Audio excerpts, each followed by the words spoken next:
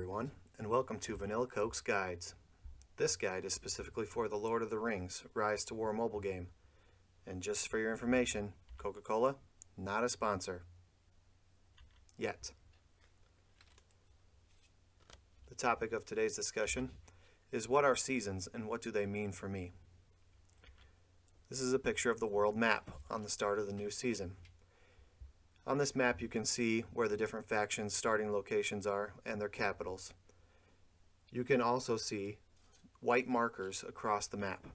I've highlighted some here. Each one of these white markers is a keep that is capturable, and upon capture you'll capture the entire region. Now, a balanced server with factions that are relatively equal in strength and size may look something like this, midway through the season or by the end of the season. However, not all servers are created equal.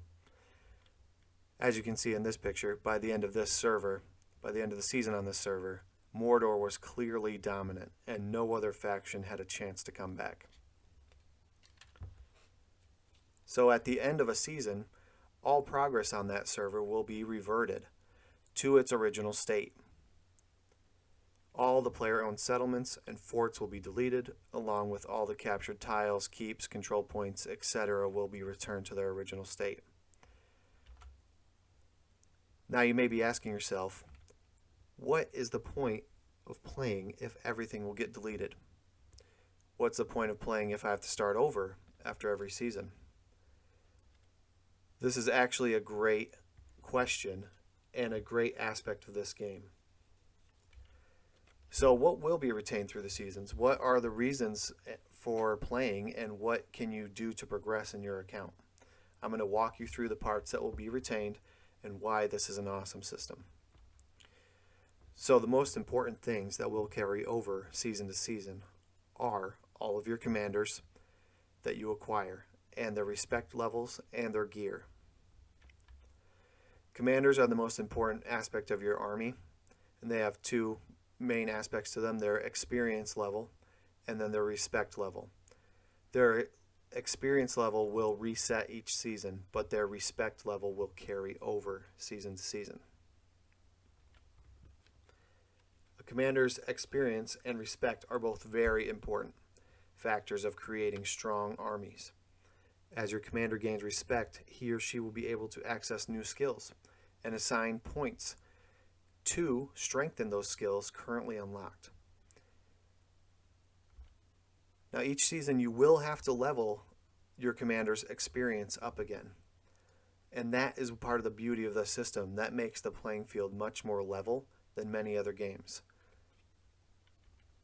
Everybody will have a chance to compete, and the real world money won't have as massive of an impact. Now this screen is a little bit different. It shows your commander's experience levels and where you can equip gear. So this is where you can equip the gear on your commander, and the gear, like I said before, will also be retained and bound to your account on your server. Gear is an important part of your commander as well. There are many items throughout Middle-earth, and some are very, very strong, and those ones you will definitely want to keep throughout your progress. Now, we're moving on a little bit to a different part of the system. These were the main targets to reach during the season in order to attain medals for the season store. Accomplishing these targets gives your entire faction these season store medals. So your faction is your team, and completing any of these will give the associated number of medals. There are other challenges to accomplish as well, and we will visit all of them in another video. These were the rewards that you could purchase in the season store in the beta. They will most likely be the same in season 1, but they could change. And these items are some of the best in the game. Now, while obtaining any of these items will not give a specific player an absolute advantage over another, across an entire faction, when a faction gets enough seasonal medals to purchase items like this, it can make a big difference. Now, at the beginning of every new season, you can change your faction if you wish to do so. Now let's pause here for just a moment, and I want to issue a word of caution about progression.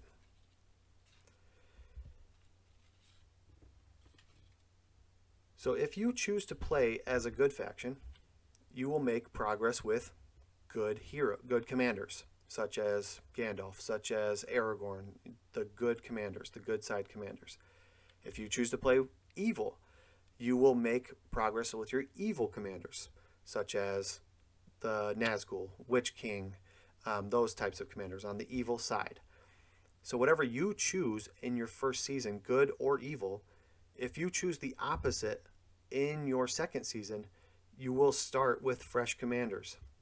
Now, that doesn't mean you lose progress or anything like that. It's just good commanders are not available for evil factions, and evil commanders are not available for good factions. So your progress will not be lost. It's just you're essentially starting on the other side of the coin. So this doesn't mean that you can't or shouldn't switch, and it doesn't mean that you lose progress. This is just a word of caution, picking a faction after your first season. Now, a little side note, I do know that Lothlorien looks different here. It wasn't on purpose, but Lothlorien is just a longer word, so it messed up the formatting. Now, that's the end of our video today. If this video helped you at all, or if you learned anything, please give me a like and a subscribe. Thank you for watching, and I will see you in Middle-earth.